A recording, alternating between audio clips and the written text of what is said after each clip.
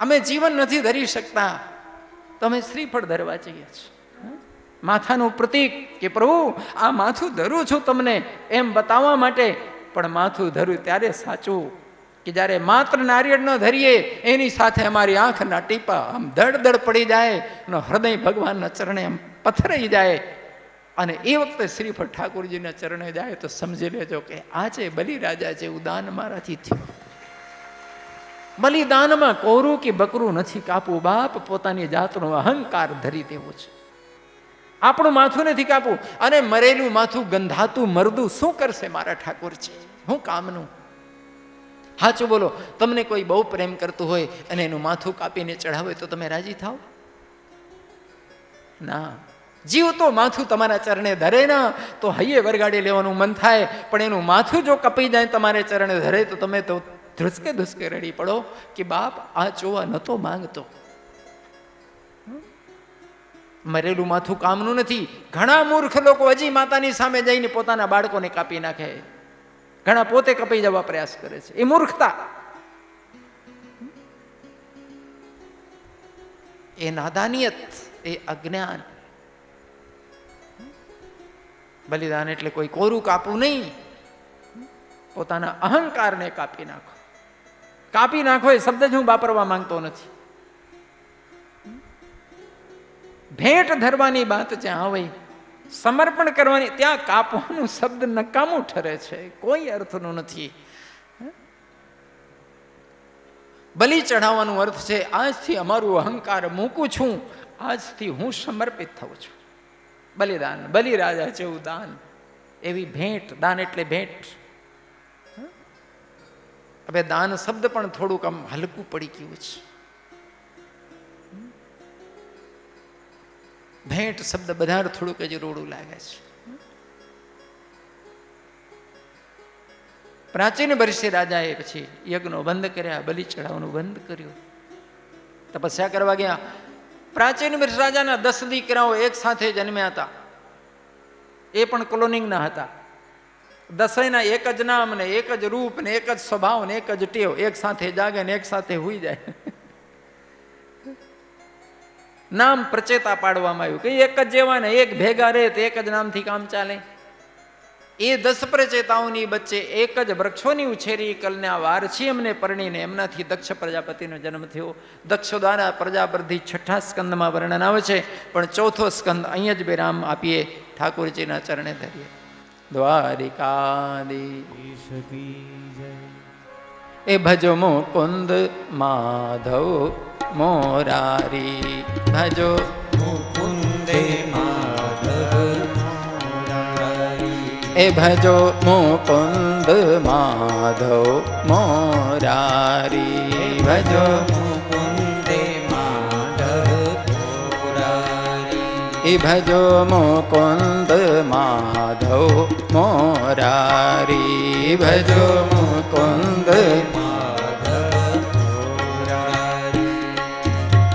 गिरधारी गिरधारी गिरधारी गिरधारी गिरधारी गिरधारी भजो मुकुंद माधव मोरारी, भजो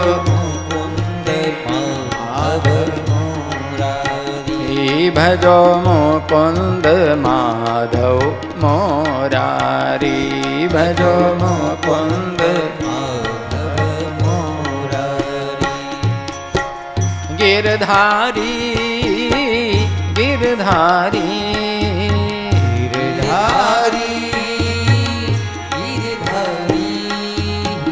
गिरधारी गिरधारी गिरधारी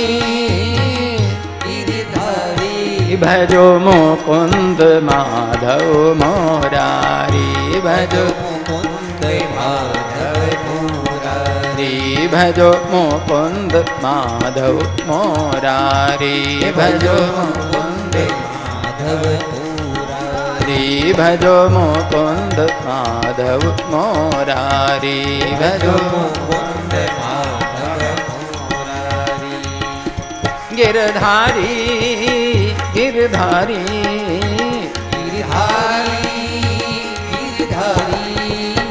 ગિરધારી ગિરધારી ભજો મુકુંદ માધવ મોરારી ભજો મુકુંદ માધવ મોરારી ભજો મુકુંદ માધવ મોરારી ભજો મુકુંદ માધવ મોરારી ભજો મુકુંદ માધવ મોરારી ભજો મુકુંદ ગિરધારી ગિરધારી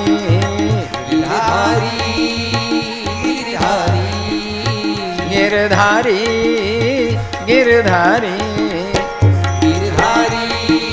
ગિરધારી ભજો માધવ ભજો મુકુંદ માધવ હે ભજો મુકુંદ માધવ મોરારી ભજો મુકુંદ માધવ મોરારી રે ભજો મુકુંદ માધવ મોરારી ભજો મુકુંદ માધવ મોરારી ભજો મુકુંદ માધવ મોરારી ભજો મુકુંદ માધવ મોરારી ભજો મુકુંદ માધવ મોરારી ભજો માધવ મોરારી કૃષ્ણ કનૈયા.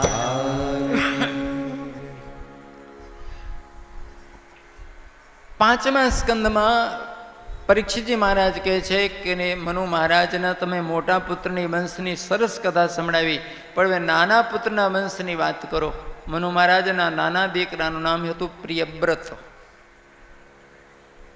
પ્રિયવ્રત મહારાજ નાનપણથી નારદજી મહારાજનો સત્સંગ મળ્યો એટલે ગંધમાદન પર્વતમાં જઈને ભક્તિમાં લાગ્યા, પરણ્યા જ નહીં. અને મનુ મહારાજ પોતે ઘરડા થઈ ગયા શાસન સંભાળતા સંભાળતા. પછી પછતાણા કે જિંદગી આખી એણે ગઈ, નથી સંસારમાં કોઈ તૃપ્તિ મળતી કે નથી કંટાળો આવતો કે છોડીને જલ્દી નીકળીએ અને અહીં કંઈ મળતું.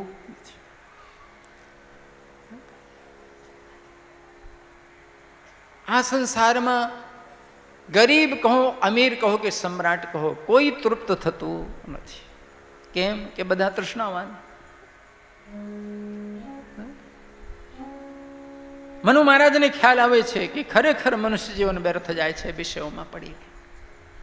તો પ્રિયવ્રત મહારાજને આવીને પોતાના દીકરાને સમજાવે છે કે બેટા તું રાજગાદી સંભાળ અને મને ભક્તિ કરવા દે.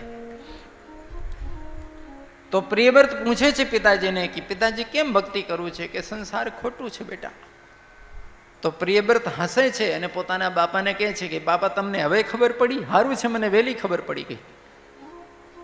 જે રાજગાદીમાં તમને જ કોઈ સુખ નથી મળ્યું મને હું કામ દેવા આવ્યા છો. પ્રિયવ્રતે ના પાડી કે મારે ગાદીમાં નથી બેસવું, ગમે તેને દઈ દો. મનુ મહારાજ નિરાશ થયા. એ વખતે બ્રહ્માજી આવ્યા અને બ્રહ્માજી પ્રિયવ્રતને સમજાવે છે કે બેટા તારા ભાગ્યમાં પત્ની ને પુત્ર ને રાજગાદી મેં બધું લખ્યું છે, એટલે તારે તારું ભોગવા તો જવું પડશે, જા ગાદી સંભાળ. પ્રિયવ્રત બ્રહ્માજીને કહે છે કે જે લખ્યા હોય ચેકી નાખો, મારે નથી જોઈતું. તો બ્રહ્માજી કે કેમ ના પાડે છે? તો કે સંસાર એ તો ગારો છે અને ગારામાં ખૂંચાય ને એ પછી જેમ જોર કરે એમ ઉતરે. આ તો કોક કાઢે તો મેળ પડે, બાકી ગારામાં ખૂંચાણો માણસ પોતે નીકળી શકે નહીં. મને શા માટે ધક્કો મારો છો? મારે એમાં પડવું નથી. તો બ્રહ્માજી કહે છે કે તને પહેલાથી ભગવાનની ભક્તિ મળી ગઈ છે, તારા રાગ દ્વેષ દૂર થઈ ગયા છે, તું નહીં ખૂંચાય. તારા બાપા ખૂંચાણા છે, એમને બહાર કાઢ. અને બ્રહ્માજી પ્રિયવ્રતને પાછું બહુ સરસ સૂત્ર આપ્યું, બનૈપી દોષા પરવંતી રાગણામ ગ્રહોપી પંચેન્દ્રિય નિગ્રહસ્તપા અકુશતાય કર્મણીય પ્રવર્તે નિવત્રાવસ્ય ગ્રહમ તપોવનમ. બેટા તારા માટે તો તારો ઘર પણ તપોવન હશે, કારણ કે તારા હૃદયમાંથી રાગ દ્વેષ દૂર થઈ ગયેલા છે. આવો માણસ ઘરમાં રહે તો પણ તીરથ અને વનમાં રહે તો પણ તીરથ. એક બાર જે લોકોને અસલી સોનું અને અસલી જ્વેલરી પહેરવા મળી ગઈ હોય ને એ લોકો પછી નકલીમાં મન ન બગાડે. પણ જે લોકોને અસલી કોઈ દી ન મળ્યું હોય ને એને બગસરા વાળ્યું બહુ સારું લાગે. તને ભગવાનની ભક્તિ મળી છે બેટા, હવે સંસારની માયા તને નહીં બાંધી શકે. તું ચિંતા છોડ, જા ગાદી સંભાળ. હું તારા પ્રારબ્ધમાં લખેલું કંઈ પણ ચેકી શકીશ નહીં. હું તો બેંક મેનેજર છું, ચેક ચાક કરવાનો અધિકાર મને નથી. વિધાતા પોતે કહે છે બ્રહ્માજી કે કોઈના ભાગ્યમાં ફેરફાર કરવાની સત્તા મારી નથી. અવશ્યમેવ ભોક્તવ્યમ કૃતમ કર્મ શુભાશુભમ. જે લોકો જેટલા કર્મો કરે શુભ અથવા અશુભ 100% એને પોતે જ ભોગવું પડે, એમાં કોઈ બાદ બાકી થતી નથી. ઘણા લોકો એવું માને છે કે પહેલાં બહુ પાપ કર્યા હોય ને તો લાવને થોડા પુણ્ય કરી લ્યો તો પુણ્ય પાપ ઠેલાય. આ વાત સાચી નથી હો. કોઈ પુણ્યથી કોઈ પાપ ઠેલાતું નથી ને કોઈ પાપથી કોઈ પુણ્ય ઠેલાતું નથી. જેટલા પાપ કર્યા હશો 100% ભોગવા પડશે, અને જેટલા પુણ્ય કર્યા હશો એ 100% ભોગવા મળશે. એમાં ક્યાંય કોઈ ફેરબદલ થશે નહીં. ભાઈ ધર્મગ્રંથો તો આવું જ કહે છે કે પુણ્યના બદલામાં પાપ કપાતા નથી ને પાપના બદલામાં પુણ્ય કપાતા નથી. બધું જ ભોગવું પડે છે. એટલે માણસે ભાન ગુમાવીને કર્મો ન કરવા, ભાનમાં રહીને કર્મ કરજો. જોશમાઈને ન કરતા હોશમાં રહીને કરજો. આવેશમાઈને જીવન ન જીવતા, નિર્ણય ન કરતા, પણ બોધપૂર્વક વિવેકપૂર્વક જીવનના નિર્ણય લેજો બાપ. કારણ કે જેટલું કરશું એટલું બધું ભોગવવાનું આવશે. બદલામાં કપાતા નથી. આ શરીર છોડતા પહેલા આવતા શરીરમાં જે જે અમને મળવાનું હોય ને આ જીવનના કર્મો પ્રમાણે પ્રારબ્ધ નક્કી થઈ જાય છે. પછી જ આ શરીર છૂટે છે. બોલો, તમે નવા ઘરમાં રહેવા જાઓ તો જૂના ઘરમાંથી ઘર બાખરું ભરીને અને પછી નવું ઘર ગોતવા નીકળો છો કે પહેલા નવું ઘર ભાડે રાખી લેવો કે તો બેચાતું લઈ લેવો કે તો પોતે ઊભું કરાવો તમારી રીતે અને નવું ઘર તૈયાર થાય પછી જૂનું ઘર બાખરું ભરાય ને? કે ઘરના પોટલા બાંધીને પછી ઘર ગોતવા નીકળો? બાંધીને ન નીકળાય, પહેલા ગોતી લેવાય છે. આ દેહ છોડતા પહેલા નવું ઘર તૈયાર થઈ ગયું હોય છે. અમારું પ્રારબ્ધ આખું તૈયાર થઈ ગયું હોય. પણ તમારું નવું ઘર કેવું હશે? સાચું બોલજો. નવા ઘરની વાત આવે ને તો આ મારી માતાઓ બેઠી છે ને એમની માંગણી ઊંચી હોય.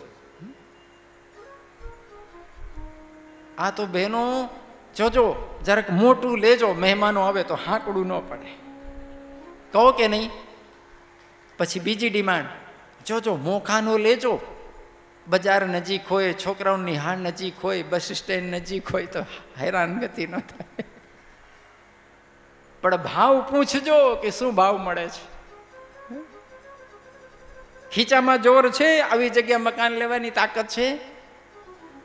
તો જ્યારે ભાઈઓ કહે કે એટલા પૈસા ક્યાં, તો કહે છે થોડું છેટું હશે તો ચાલશે, પણ હારી સોસાયટીમાં લેજો, જોજો હારા માણસો હોય ત્યાં. પણ ભાઈ ખીચામાં હોય જ નહીં તો કઈ મફતીઓ પરુ હાલશે, બીજું શું કરીએ? આ તો ભાઈ નો મકાન તો આપણી પૂંજી પ્રમાણે હોય, ડિમાન્ડ પ્રમાણે ન હોય. પૂંજી હોય તો હોય. અત્યાર સુધીમાં કેટલા ભેગા કર્યા છો સમજી લેજો નવો બંગલો કેવો હશે. આ દેહ છોડતા પહેલા નવા જીવન માટેનું પ્રારબ્ધ પૂરેપૂરું વિધાતા નક્કી કરી દે છે.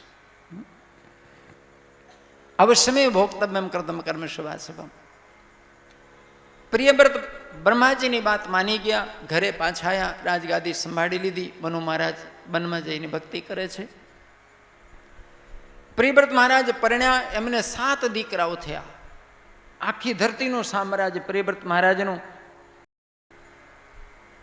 ધરતીના 7 દીપ, એક એક દીકરાને એક એક દીપનો વારસો આપ્યો.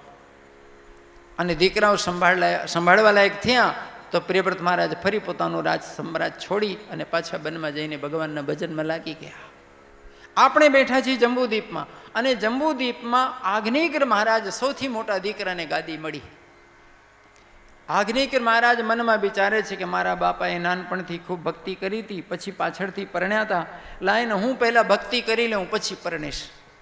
એટલે આ બાપાને નારદ જેવા સમર્થ સદગુરુ મળ્યા, સત્સંગ મળ્યું એટલે ભક્તિ થઈ. આગ્નેયગિર મહારાજને નહીં કોઈ સત્સંગ કે નહીં કોઈ સદગુરુ, આ તો બાપાની દેખાદેખી વનમાં ભક્તિ કરવા ગયા.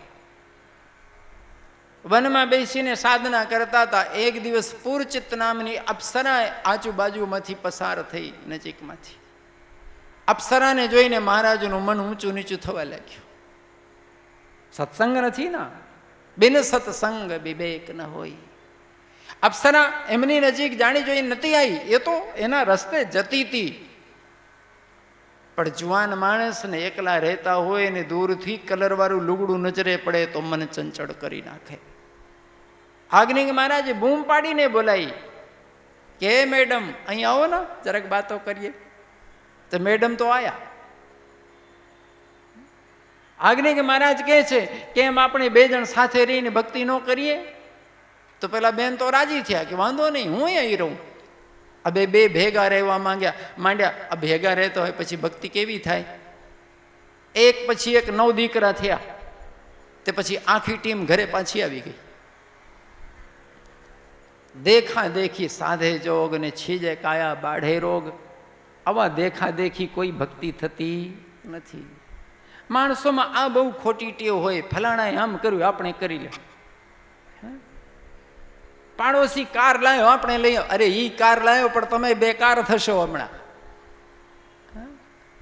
આપણી જરૂરિયાત કેટલી, આપણી આવક કેટલી. દેખા દેખી કોઈ કદી કરવું નહીં, કારણ કે કુદરતે કોઈની નકલ કરીને કોઈને જન્મ આવતું નથી. પરમાત્મા દરેકને પોતાનું સ્વભાવ, પોતાનું રૂપ, પોતાનું ગુણ, પોતાની આવડત બિલકુલ સ્વતંત્ર આપે છે ને. તો જો આપણે દુનિયામાં કોઈ જેવા ના હોઈએ તો કોઈની નકલ કરીને કંઈ આપણું પૂરું થાય ખરું? કલ્યાણ થાય ખરું? ગીતા તો બહુ આગ્રહ રાખે છે. ગીતામાં ભગવાન કૃષ્ણ બહુ આગ્રહ છે કે દરેક વ્યક્તિ પોતાની નિજતામાં ખીલવું.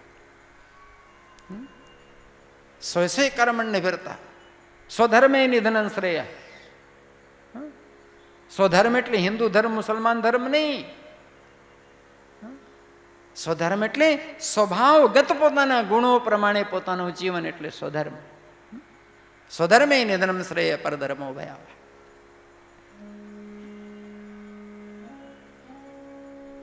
સરેરાશ અમે નિયમો બનાવીએ છીએ, પણ કુદરત સરેરાશ બધાને નથી બનાવતી.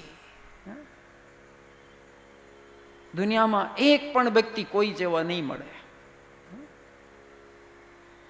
નિજતાની જે કિંમત છે, અને ખરેખર આધ્યાત્મિક જગતમાં તો બિલકુલ નિજતાની કિંમત છે. પણ આધ્યાત્મિક જગતમાં જ્યારે ટોળાશાહી ઊભી થાય તારે પ્રપંચ અને પાખંડ બધે છે, બીજું કંઈ બધતું નથી. જોકે મારા શબ્દો લોકોને ખોટા લાગશે અને અપમાનજનક લાગશે, પણ હું માફી માંગુ છું.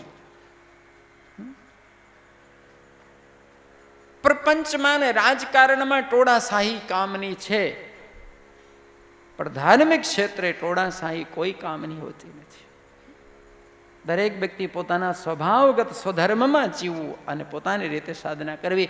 આ સૂત્ર આ 5મા સ્કંદમાં આ આગ્નેયગિરનો દાખલો દઈને સુખદેવજી મહારાજ આપે છે. સદગુરુદેવ કી.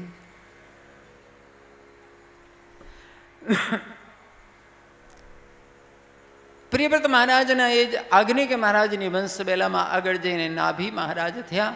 નાભી મહારાજના પત્ની મેરુદેવીના ઉદરથી ભગવાન ઋષભદેવજીનો પ્રાગટ થયો. બોલે ઋષભ નારાયણ ભગવાન.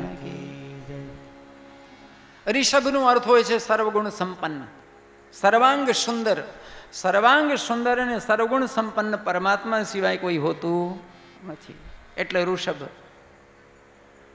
ઋષભદેવજી એટલા સુંદર હતા કે દિગંબર થઈને જ્યારે બિલકુલ અવધૂત વેશમાં આવી ગયા તો પણ એની સુંદરતા જોઈને લાખો માણસોનું ટોળું વાહે પડી જાય. ઋષભદેવજી મહારાજના 100 પુત્રો થયા હતા.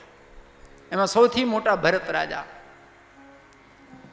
ઋષભદેવજી મહારાજે પોતાના તમામ પુત્રોને બ્રહ્મ વિદ્યાનો જ્ઞાન આપ્યો, આધ્યાત્મ વિદ્યા આપી. ઋષભદેવજી કહે છે, માતા ન સહસ્યાત, પિતા ન સહસ્યાત, પુત્ર ન સહસ્યાત, ભગની ન સહસ્યાત. એ સાચો બાપ, એ જ સાચી માં, એ જ સાચો ભાઈ ને એ જ સાચી બેન અને એ જ સાચું સગું કે જે આત્મકલ્યાણના માર્ગે વ્યક્તિને સપોર્ટ આપે, એને સહકાર આપે અને એને કલ્યાણ માર્ગે દોરી જાય. જે 84 લાખમાં ભટકાવે, જે સંસારની માયા મોહમાં નાખી દે, એ ખરેખર સાચું સગું નહીં, સાચા સ્વજન નહીં. આ જીવાત્મા તો કરોડો જન્મથી ભટકતું આવ્યું છે. આત્મકલ્યાણનો માર્ગ એ જ સાચું. તો ઋષભદેવજી મહારાજના 9 છોકરાઓ બાળ બ્રહ્મચારી નાનપણથી યોગેશ્વર થયા.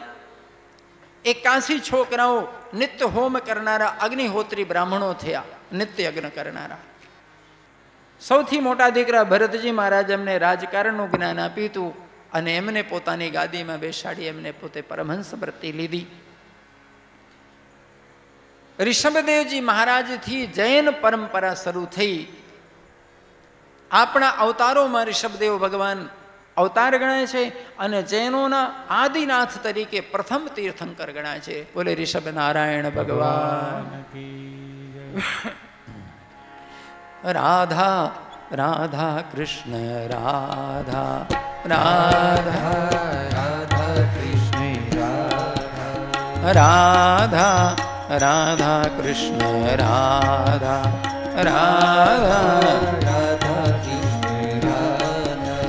રાધા રાધા કૃષ્ણ રાધા રાધા કૃષ્ણ રાધા રાધા રાધા કૃષ્ણ રાધા રાધા કૃષ્ણ રાધા રાધા રાધા કૃષ્ણ રાધા રાધા રાધા કૃષ્ણ રાધા રાધા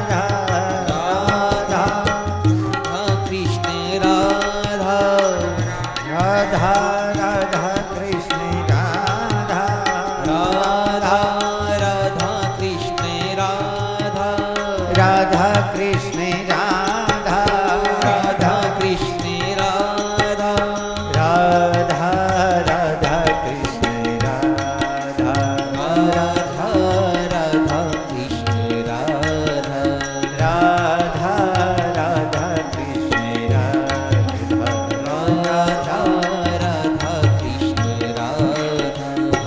રાધા રાધા રાધા કૃષ્ણ